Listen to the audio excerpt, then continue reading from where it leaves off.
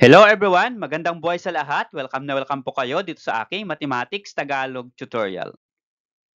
Ikaw ba ay naghahanap ng reviewer for the second quarter periodical test in Mathematics 8? Ito na po yung para sa iyo. Sa video lesson na ito, I'm going to present different multiple choice questions as practice review or practice test for the upcoming second periodical test. So ito po ay Mathematics 8 matatag at ang content po ng reviewer na ito ay volume of pyramids, volume of cones, and volume of spheres. At ito po ay part 2 ng aking ginagawang video lesson for the second quarter examination. Okay, so let's start for number 1 question. What kind of pyramid does the illustration represent? Letter A, triangular pyramid. Letter B, pentagonal pyramid. Letter C, trapezoidal pyramid. And letter D, hexagonal pyramid. So ito pong given na pyramid na ito ay pyramid, pero meron po siyang specific name. So, ayon po sa kanyang base. So ang base po niya ang magsasabi kung anong kind of pyramid ito pong ating nasa illustration. Okay? So pwede po ninyong i-post yung video na ito. Try to think 10 seconds at kung mayroon na po kayong sagot, try nyo pong sagutan and then play nyo po ulit yung video na ito at check nyo po kung tama yung inyong sagot. Okay? So yung pyramid po na yan, ang tawag po ay hexagonal pyramid, letter D. Again, bakit po hexagonal pyramid? So ang base po niya ay hexagon. Kaya po siya hexagonal pyramid. Again, ilan po ba ang sides ng hexagonal pyramid? O hexagon, ilan po ba yung kanyang sides? 6. Ano po? So, 6 sides po yung ating base. So, count natin. 1, 2, 3, 4, 5, 6. So, 6 sides. Kaya ito po ay hexagon. Kaya ito po ay hexagonal pyramid. Okay? For number 2 question, find the volume of an object that has a shape like a right square pyramid that has a base area of 100 square centimeter and the height of the pyramid is 12 centimeter. Ito po yung ating choices. Letter A, 300 cubic centimeter. Letter B, 350 cubic cm. Letter C, 400 cubic cm. And letter D, 450 cubic cm. Okay, so ang hinahanap po ng problem ay volume of pyramid. Ano po? So at ang pyramid na ito po ay mayroon pong given na word na square, kaya ang pyramid po natin ay square pyramid. Okay, so there are two given facts here. Bilugan ko po, 100 square centimeter at 12 centimeter. So ano po itong dalawang given na ito? So ang area po ng base ng pyramid ay 100 square centimeter at ang height daw po ng pyramid ay 12 cm. Now, we're going to use the formula for the volume of pyramid para po makalculate yung kanyang volume. Okay? So, volume pyramid is equal to 1/3 times length times width. Yung length times width, ito po yung base ng ating pyramid. Okay? At ito pong h po, height ng pyramid. Okay, so substitute the given here. This become 1/3 times. Yun pong base niya, ito pong base ay length times width. Or siyempre ito po ay square, kaya ito po ay s squared. Basta't ang base po natin, multiply po natin yung dalawang sides ng ating base. Ano po? Since ito po ay square pyramid, kaya length times width or side times side. Okay? So ang given pong area ay 100 square centimeter, kaya ito po yon. And then the height of the pyramid is this one, 12 cm. So substitute po natin times 12. Okay, so ang gagawin lang po natin dito ay multiply po natin itong dalawang number at i-divide po natin sa 3. Okay? So 100 times 12 is 1,200 and then divide po natin sa 3. And 1,200 divided by 3, that is equal to 400. Okay?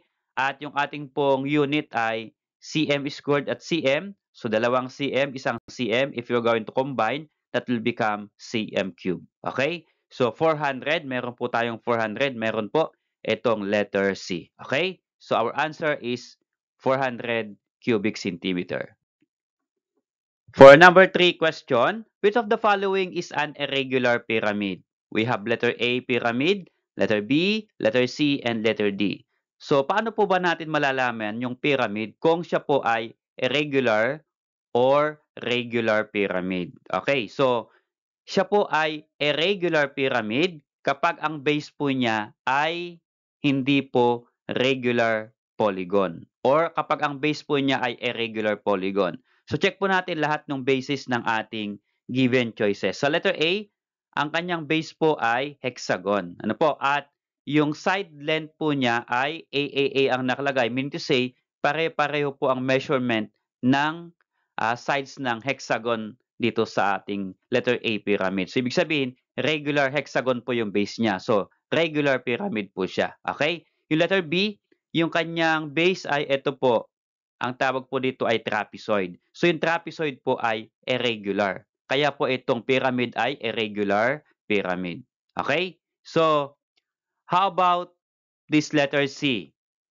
Ito po ay triangular pyramid. So at yung triangle po na base po niya ay AAA ang side, meaning to say, pare-pareho po ang measurement ng side ng triangle. So ito po ay regular pyramid.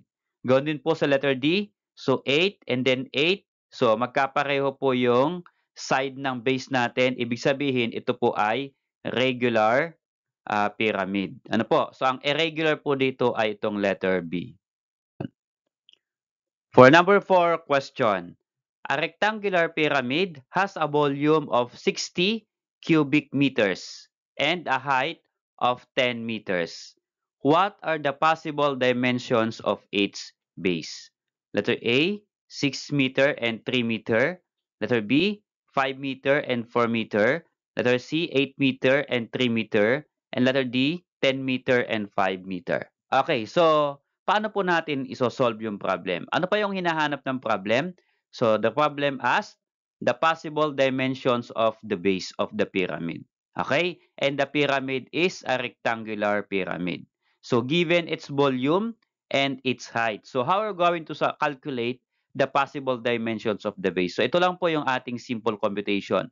From our formula for the volume of pyramid, 1/3 times length times width times height. So again, yung length times width po dito, ito po yung base ng pyramid. Okay?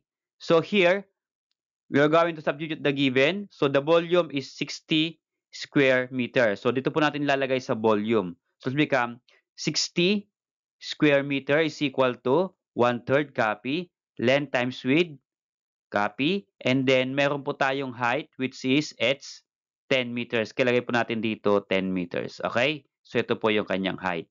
Now, how to simplify after substitution or substituting the given value. So, ito pong 3 sa 1/3 ay multiply po natin dito sa left ng equal sign, sa 60. Ano po? So, magiging 3 times 60 cubic meter is equal to length times width times 10 meters. Ito na po yung matitira dito. Since na-multiply po natin yung 3, tatanggal po natin yung 1/3, nandun na po sa kabila.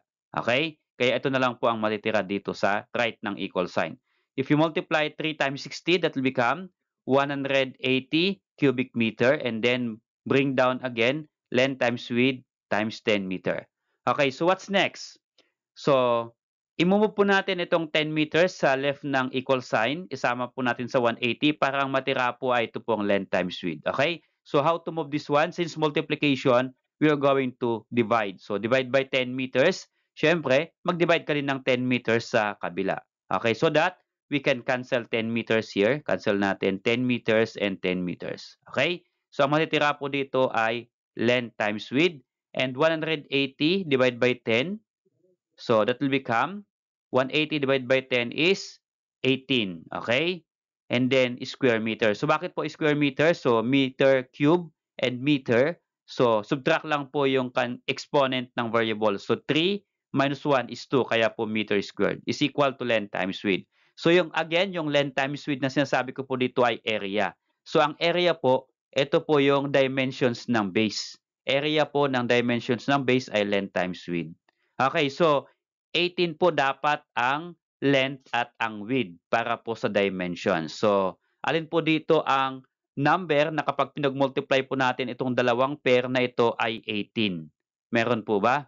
So, 6 times 3, 18 na po yan kagad. So, ibig sabihin, ang sagot po natin ay letter A. So, check po natin yung letter B. 5 times 4 is 20, hindi po 18. 8 times 3 is 24, no? 10 times 5 is 50, no? So, ang 18 lang po dito ay ito pong letter A, 6 meter and 3 meter. So, ito po yung possible dimension. Ano po? So, pwede po ang possible dimension niya ay 2 times 9 kasi 18 pa rin po yan. Or 1 times 18, 18 pa rin po yan. Okay? Since 6 times 3 po ang nandito, wala na pong iba. So, ito na po yung ating sagot. Okay? For number 5 question, a hexagonal pyramid has a height of 12 feet and a base edge of 6 feet. Which of the following is its volume? Letter A, 364.22 cubic feet. Letter B, 281.46 cubic feet. Letter C, 374.12 cubic feet. And letter D, 381.64 cubic feet. Okay, so here, mahirap pong hulaan kung alin po dito ang tamang sagot o alin po dito yung volume ng hexagonal pyramid. Okay, kailangan po natin dumaan sa computation process. Okay, so ito po yung ating formula for hexagonal pyramid. Okay, so volume is equal to square root of 3 divided by 2 times a squared times h. So ano po yung a squared? Ito po yung side po ng hexagonal or side po ng base. Okay, and then h is height. So, ang side po dito, base edge po natin ay 6 feet at ang height po ay 12 feet. So, substitute po natin. So, this will become, yung 6 po ay, ito po yung base edge or side ng hexagon na base, 6, and then height po ay 12. So, 12. Okay. So, how to simplify? Simplify mo natin itong exponents. 6 squared, that will become 6 times 6 is 36. Kaya po, 6 squared is 36. Then multiply 36 times 12, that is equal to 432. Isama po natin yung square root of 3 and then divided by the denominator 2. Okay, so here, pwede pong isimplify ito. 432 divided by 2, that is equal to 216 and then square root of 3. So actually, pwede na pong maging sagot ito. Kapag po ang gawa ng teacher po ninyo ay ganito po yung choices, so ito po yung hahanapin nyo sa choices. Ano po? Kasi may mga teacher na ayaw magpagamit ng calculator, kaya po dapat hanggang dito lang po yung ating computation. Kasi yung kasunod po nito na square root of 3, kailangan po tayo gumamit ng calculator para ma-decimal. Since naka-decimal po yung choices, so i-decimal po natin yon. Ipipress lang po sa calculator, 216 square root of 3 is equal to, press equal sign, ito po yung ilalabas niya. 374.12 at ito po ay letter C po dito sa ating choices. So again, inuulit ko po. So may mga cases po na ganito po yung choices. Ano po? Okay? So kapag ganito, no need na pong i-decimal.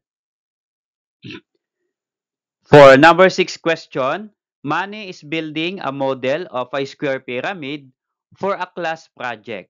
The side length of the square base is 9 inches and the height of the pyramid is 15 inches. What is the volume of his pyramid project? Letter A, 305 inch or cubic inch. Letter B, 405 cubic inch. Letter C, 505 cubic inch. And letter D, 605 cubic inch. Okay, so here, yung ating pong pyramid ay square pyramid. Okay, so of course, kailangan po natin gamitin yung formula para makalculate po yung volume ng pyramid na project. Okay, so 1/3 times length times width times height. Okay, so ang base po natin ay, square base po ay 9. Substitute po natin, that will become 9 times 9 kasi length times width. So dalawa pong sides ng square kaya pareho po yan, 9 times 9. And then yung height po ng pyramid ay 15 inches. Okay, so times 15. So all you have to do is multiply 9 times 9 times 9 times 9, 81 times 15, that is equal to 200 or 1,215 cubic inch. Okay, so inch, kaya cubic inch. So ito po ay 9 times 9 times 15 times 1, kaya 1,215 po. And then, ito pong denominator, divide all by 3. Okay, if you are going to divide it by 3, that will become 405 cubic inch. So meron pa po tayong 405. Yes, letter B po sa ating choices. For number 7 question, square pyramid is an irregular pyramid. Letter A, true. Letter B, false. And letter C, maybe.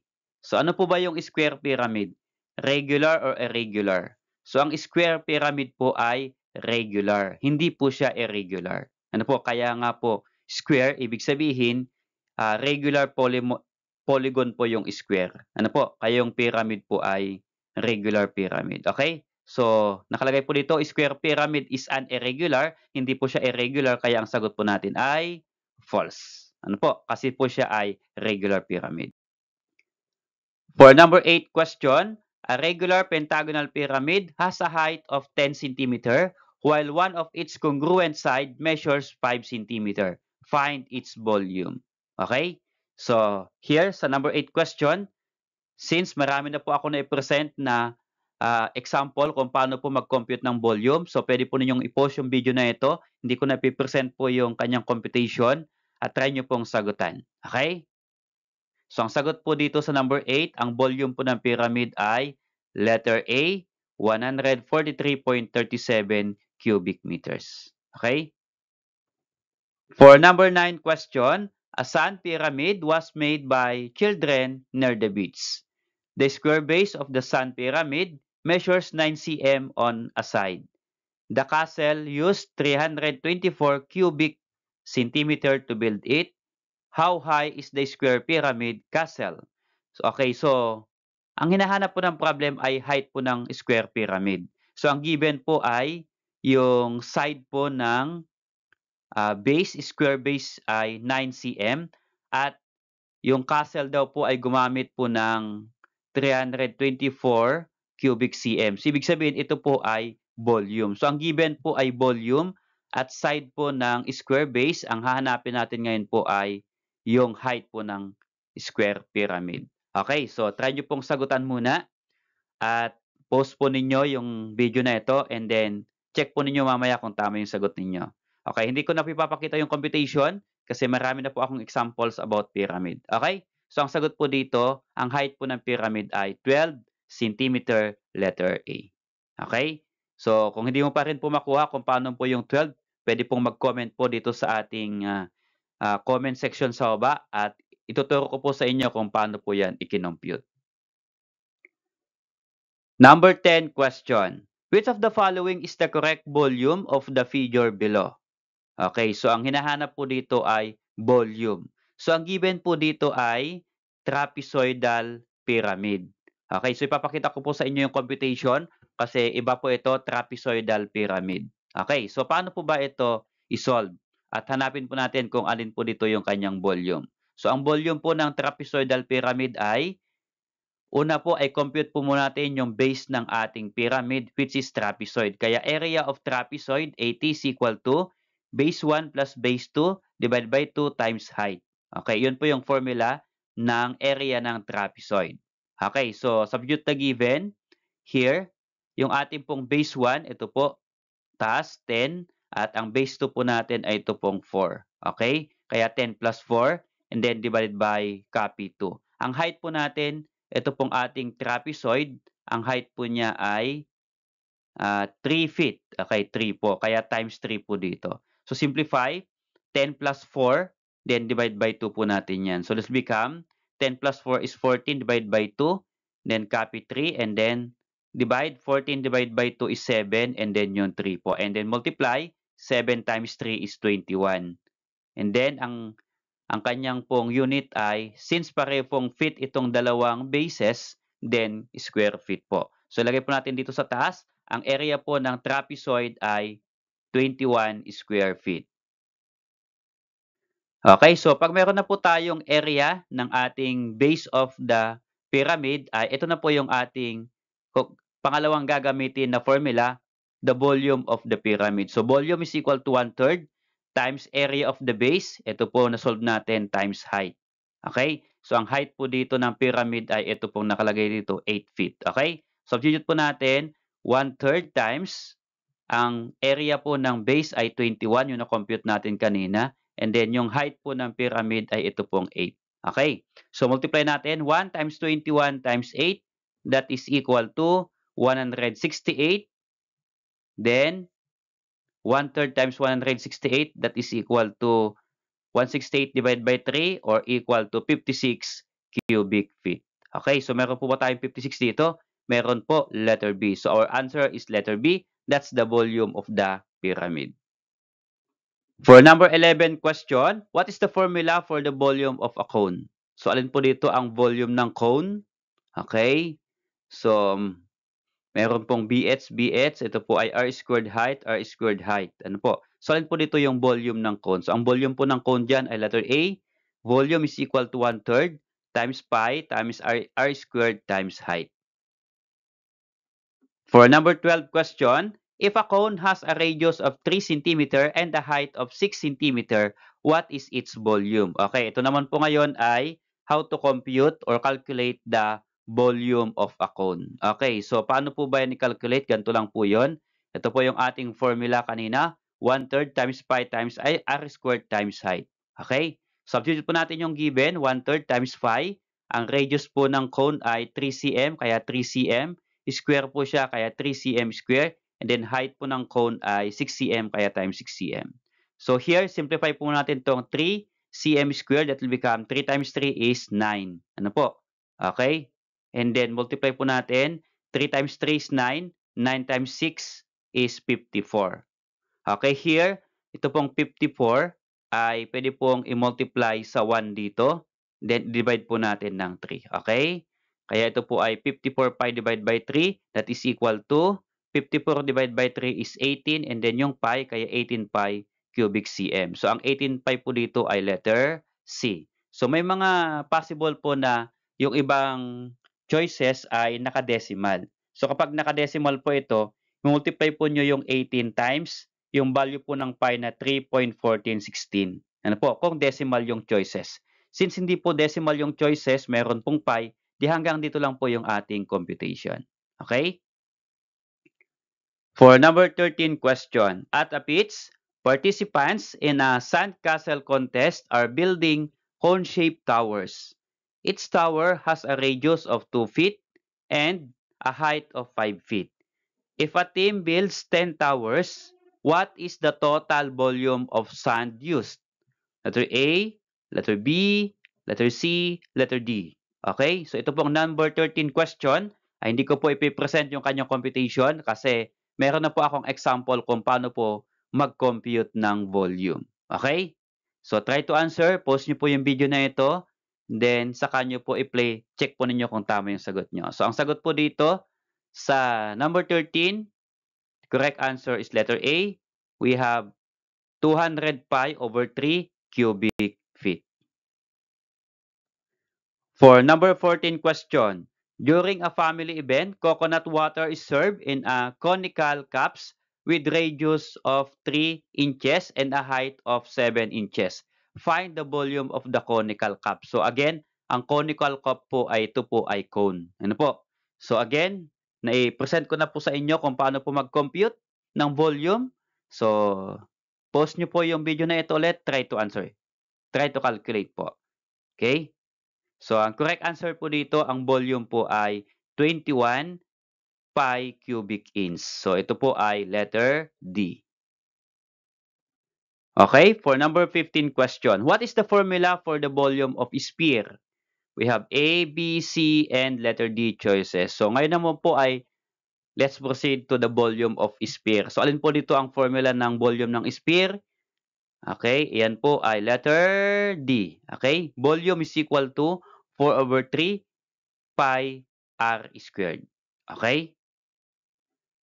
Number 16 question, which of the following is a sphere? O, saan po ba dito yung sphere? Okay, ito pong D at C, pyramid. Ito pong letter B, ito po yung cone. Siyempre, ang sphere po ay parang circle. Okay, so our answer there is letter A. For number 17 question, if a sphere has a radius of 5 cm, what is its volume? Okay? So for number 17, we're going to calculate the volume of a sphere na may radius po na 5 cm. So ito po yung ating formula. Volume is equal to 4 over 3 times pi times r squared. Okay? So isa lang po yung given natin, makakompute na po natin yung volume ng sphere. Okay? So ito po ay 5 cm ang radius niya. So let's become substitute 5 cm cube. So, paano po yan simplify? So, siyempre, simplify po natin yung 5 cm cube. Ang ibig sabihin po niyan ay 5 times 5 times 5. Okay? So, yan po ay 100 25 cm cube kaya cubic cm. Okay? So we can multiply 400 times 125. So it become 500. Okay, 4 times 125 is 500, then divide by 3 and then pi. So notice here, we cannot divide 500 by 3. So ang pwede po niyang gawin dito kapag gustong i-decimal, 500 divided by 3 at ang sagot ay multiply po sa value ng pi na 3.1416. Okay. Pero since yung ating pong choices ay naka-pi, ibig sabihin hanggang pi lang po na computation tayo. Okay? So meron po bang 500 over 3 dito? Okay, yes, ito pong letter A, 500 over 3 pi cubic centimeter. For number 18 question, which of the following quantities affects the volume of a sphere the most? A. Radius, B. Diameter, C. Surface area, and D. Circumference. Of course, ang kailangan po natin sa pagko-compute ng volume ng sphere ay yung radius. Ano po? Kaya yun po yung nakaka-apekto sa volume ng radius. Volume ng sphere. Okay? Our answer is radius. For number 19 question, which of the following is true about all spheres? So ano po ang ibig sabihin ng spheres? Ano po dito ang pwede daw true statement? Letter A, they have flat surface. Flat surface po ba ang sphere? That is no, di ba? So hindi po. They have edges and vertices.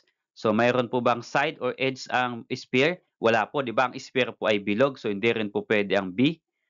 Letter C, all points on the surface area, surface are equidistant from the center. Okay, so pwede ito, di ba? So all points on the surface are equidistant from the center. Okay, and our answer is letter C. Yan po yung definition ng sphere. How about letter D? They are made of circular bases. So, circle naman po yung sphere pero wala po siyang base. Ano po? Meron po nakalagay ditong base, so that's wrong. So our answer is letter C. For number 20 question, what happens to the volume of a sphere if its radius is doubled? Okay, medyo puzzle po ito ngayon. Ano po, kailangan po natin ng konting computation para po masagot tong question na ito. So ulitin po natin, what happens to the volume of a sphere if its radius is doubled? A, it triples. B, it increases by a factor of 4. Letter C, it doubles. And letter D, it increases by a factor of 8. So, paano po kaya yan? So, again, ito po yung formula for the volume of sphere. So, try po natin mag-set ng dalawang radius. Ano po? Let us say, pinakamadali ang radius na first ay 1. And then yung 1 ay idodouble natin. Okay? So, kaya ang radius ng pangalawa ay 2. Ano po? Ang radius ng una ay 1 and then i-double po natin maging 2. At check po natin yung kanilang volume kung anong mangyayari. Kung madodoble, matitriple, or increases, okay, check po natin. So sa 1, okay, substitute po natin, ito po ay r cube. So r cube is, ang r po natin ay 1, 1 times 1 times 1 is 1. So parang ito ay 1 na, wala na ito. So 4 over 3 times pi. Okay, so ito po yung kanyang volume. So ano naman po yung volume kapag ang radius ay 2? Substitute po natin. So let's become 4 over 3 times pi r cube. So ang r po natin, ang radius po natin ay 2, so 2 cube. So ano po yung 2 cube? 2 cube is equal to 8. So what happened? Bilugan ko po. Ito po yung unang volume. And then nung na-double po yung radius, ito na po yung kanyang volume. So what happened? From this volume to that volume. Okay? So, mag-i-increase po siya ng by factor of 8. Ano po? Kasi 8 po yung difference po nila. So, ito po yung ating sagot dito. It increases by a factor of 8. So, 1 naging 8. Ang kasunod po dito, kapag tinriple na po, magiging 8. Magiging ano po? Madodoble po ng factor ng 8 po ito. Okay? So, our answer there is letter D. Maraming salamat po sa inyong panonood. Nawa po ay natulungan ko kayo at natuto po kayo dito sa aking nai-prepare na reviewer. Okay? So, kung hindi po ninyo napanood yung part 1 ng reviewer na ito, balikan po na ninyo dito sa ating channel. Okay? At good luck po sa inyong exam. ngayon pong darating na week.